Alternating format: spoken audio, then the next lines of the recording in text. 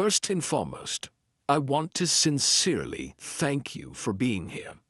By enrolling today, you've made an important decision to invest in yourself, in your skills, your knowledge, and your personal growth. I'm truly honored to be a part of that journey with you. Before we dive into the material, I want to set the stage for our time together. Learning any new subject is a process. Some concepts might click instantly, while others may take a little more time to sink in. That is completely normal and a natural part of a learning experience. The key to success is practice and patience with yourself, and my goal is to make that process as clear and rewarding as possible. My role here is to be your guide.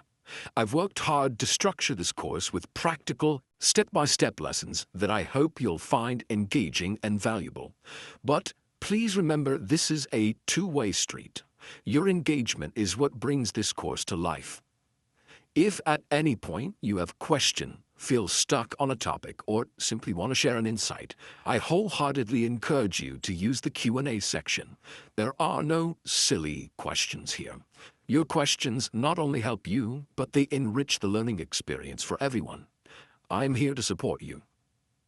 Thank you again for trusting me as your instructor. I'm genuinely excited to help you achieve your goals. Now, let's get started. Welcome to the start of a transformative journey. Our course, Brain Exercises 15 Minutes a Day to Sharpen Your Brain, is your blueprint for a sharper, more focused mind. This first lecture, the why behind the 15-minute brain exercise, the power of neuroplasticity, is the critical foundation. We're not just going to do exercises, we're going to understand the powerful science that makes them work. This course isn't about becoming a genius overnight. It's about building a consistent, achievable habit that fundamentally changes your brain structure for the better, making your daily thinking clearer and faster. How many times have you felt that familiar brain fog? That moment where your focus drifts, a name is right on the tip of your tongue, or solving a simple problem feels like wading through mud? The underlying issue is not a flaw in your intelligence, it's often a lack of targeted stimulation. Our brain's pathways, called synapses, weaken when they aren't actively used, much like an unused muscle. This is a profound concept.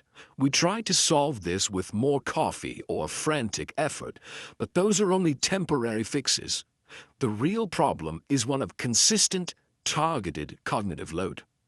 The key insight is that our day-to-day routine rarely forces our brain to work outside its well-worn grooves, leading to stagnation.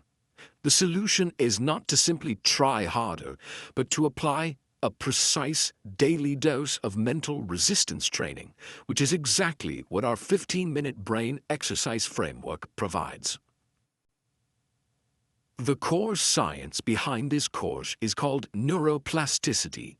In simple terms, this is your brain's incredible capacity to physically change and reorganize itself by forming new neural connections throughout your entire life.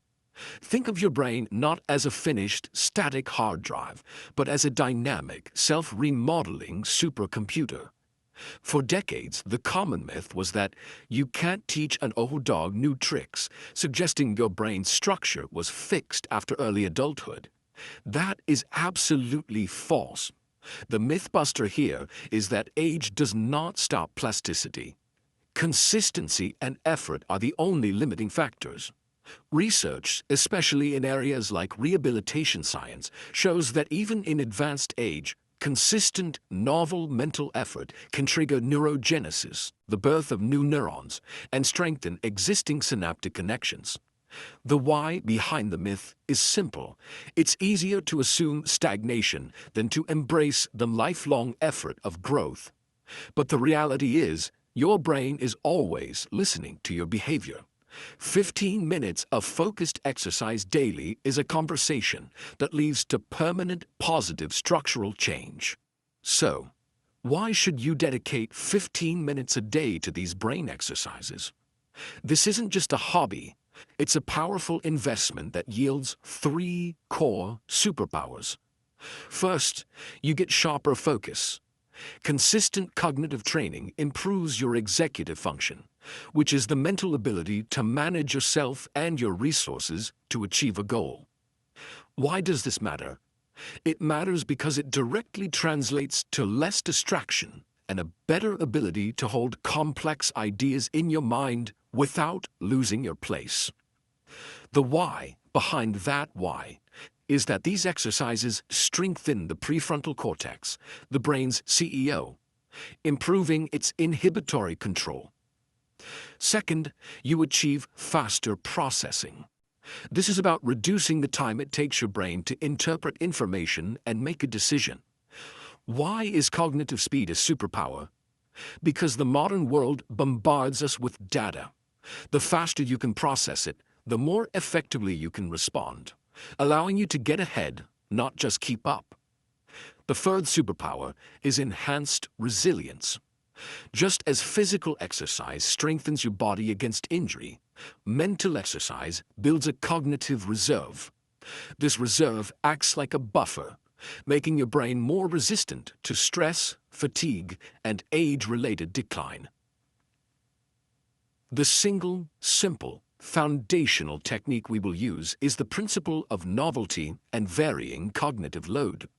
Neuroplasticity thrives not on repetition of easy tasks, but on introducing novelty and tasks that demand just slightly more effort than you are comfortable with. Think of your brain like a muscle. If you lift the same featherweight every day, you won't get stronger. You need to increase the resistance.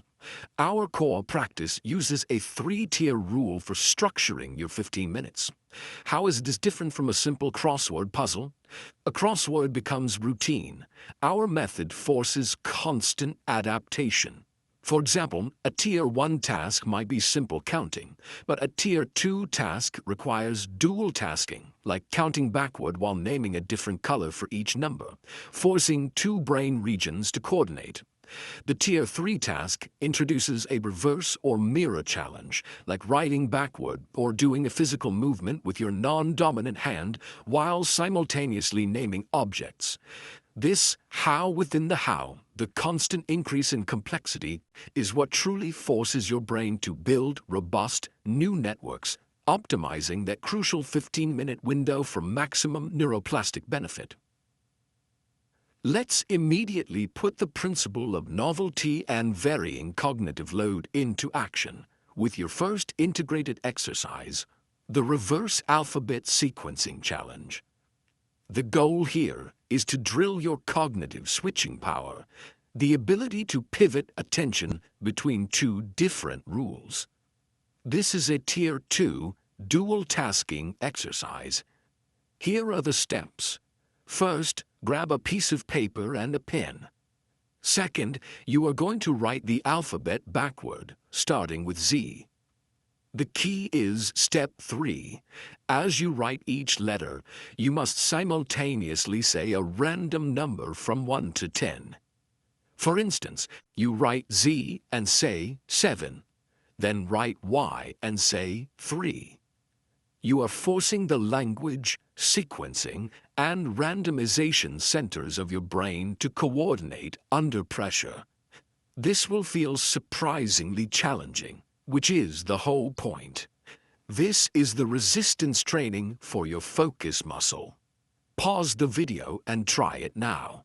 We'll review the common pitfalls in the next slide. Welcome back. If you found that challenging, you are perfectly normal and successfully engaging your brain. The hesitation you felt, the sudden stop, or the moment you defaulted to writing ABC is what we call the habit loop, resisting the novelty task. Your brain loves efficiency and routine, so reversing the alphabet goes against decades of ingrained motor and cognitive patterns. The how behind the how here is that this specific resistance forces your dorsolateral prefrontal cortex, which is a key region for working memory and cognitive flexibility to work harder. Contrast the poorly done attempt where you might write Z to A slowly without the number component to the well-done approach of rapid switching. The rapid dual task is what generates the intense cognitive load required for significant plasticity. This effort is not about perfection, but about the struggle.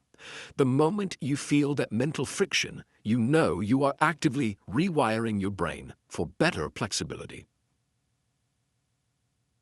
Now we are moving to your second drill, shifting the challenge to integrating visuospatial processing with conflicting verbal motor commands. This is another high-value dual-tasking challenge. Here are the steps. First, quickly draw 4 large arrows on your paper, one pointing up, one down, one left, and one right. These are your targets. Step 2. You must point your finger at the down arrow, but at the exact moment you point, you must verbally say the word up. Step 3. Point at the left arrow and verbally say the word right. You are creating a direct conflict between your visual input and your verbal output.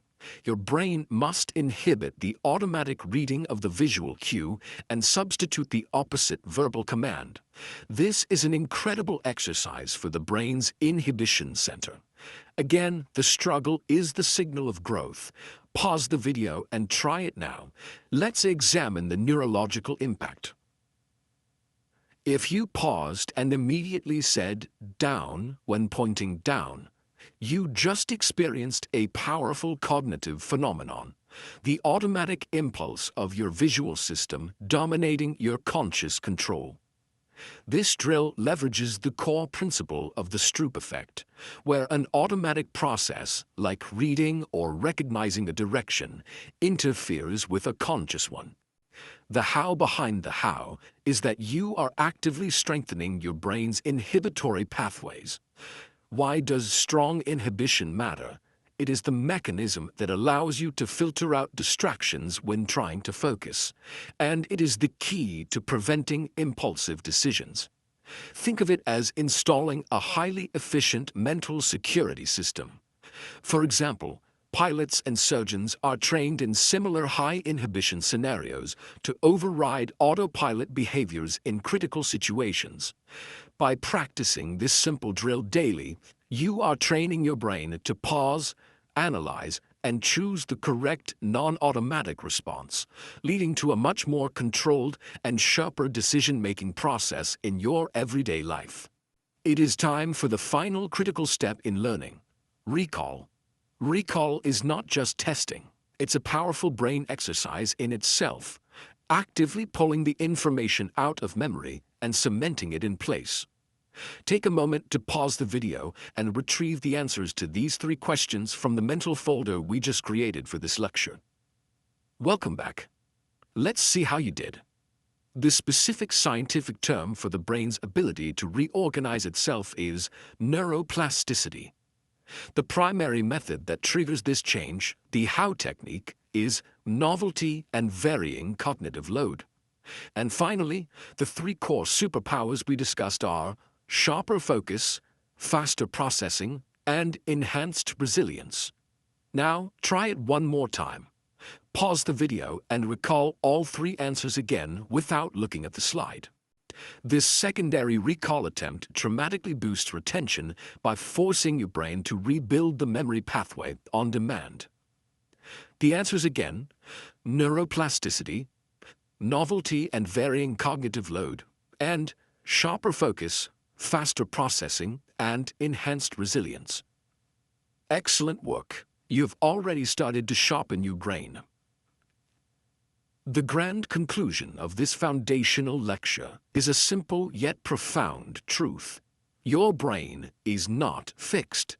It is a constantly evolving system, and you are its architect.